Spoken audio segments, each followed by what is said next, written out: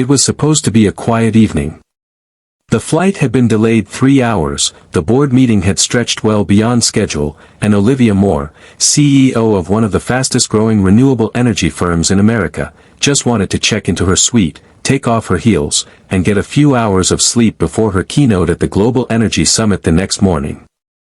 Dressed in a sleek gray suit, her braids neatly pulled into a bun, Olivia stepped into the marble-lined lobby of the Grand Westmore Hotel, a 5-star luxury property known for catering to the elite. She walked confidently to the reception desk, black card in hand, the kind of card most people only hear about, reserved for the ultra-wealthy. But as she handed it over with her ID, she noticed the sudden shift in tone. The clerk, a young man in his 20s, blinked at her, then chuckled under his breath. "This is a black card," he said, turning it over like it might be fake. His colleague beside him giggled. "Ma'am, are you sure this belongs to you?" he added, ignoring her credentials. Other guests turned to look. The energy changed. Olivia had dealt with discrimination before. She'd built her company from nothing, often being the only black woman in boardrooms full of skeptical eyes.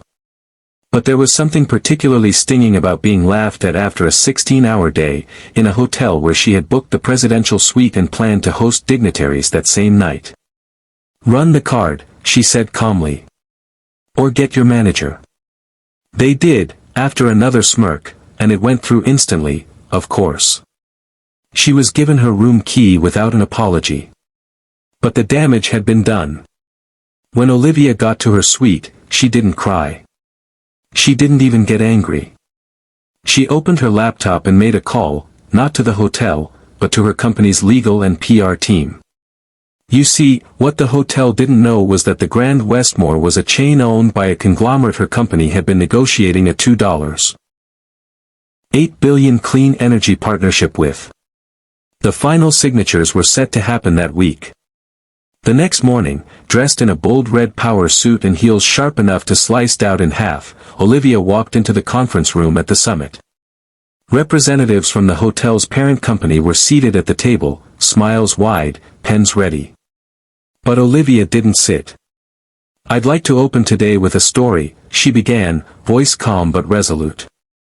"Last night, after a long day of working to finalize this deal, I was humiliated by your hotel staff, not because of anything I did, but because of the color of my skin. Because they couldn't fathom that a black woman could hold a black card." The room froze. "So, this morning, I've made a decision. My company will not be moving forward with this deal. Not until your leadership publicly acknowledges this, and takes real action toward training and equity. Respect is not optional. And neither is dignity."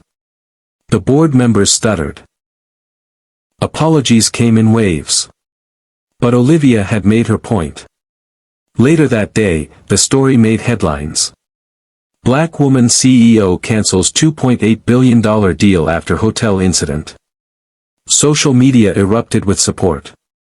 Thousands of women, especially women of color, shared their own stories of being underestimated, undervalued, or treated like they didn't belong. Olivia's decision ignited a conversation far bigger than that room. It became a movement.